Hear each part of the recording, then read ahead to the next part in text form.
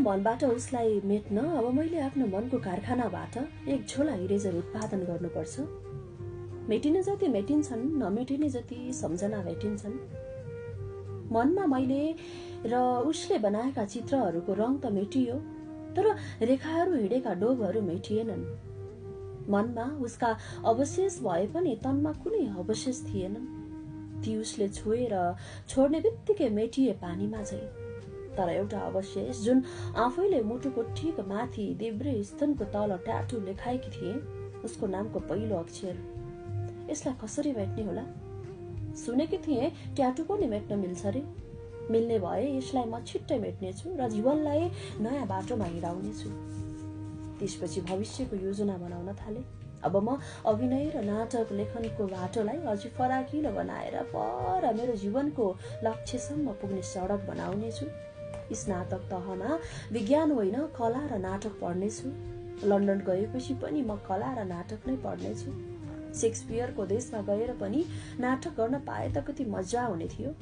म त्यही गएर अङ्ग्रेजीमा पनि नाटक लेख्नेछु र अङ्ग्रेजी नाटकहरूमा पनि खेल्नेछु।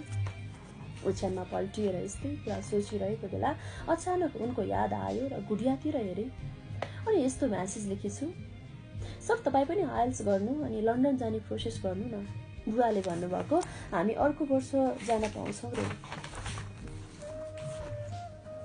उनले लेखे मैले आइएल्स गरिसकेको छु बेदु।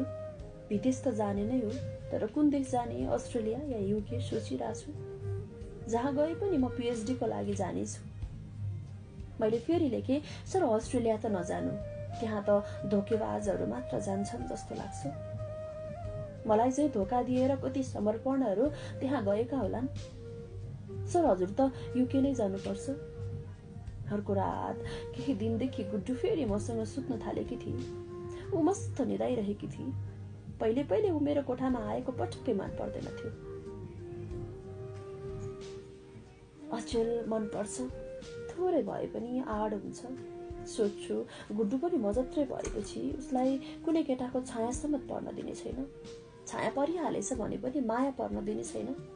दिदीको तर्फबाट माया गरेर उसलाई केटाको मायाबाट टाढा राख्नेछु।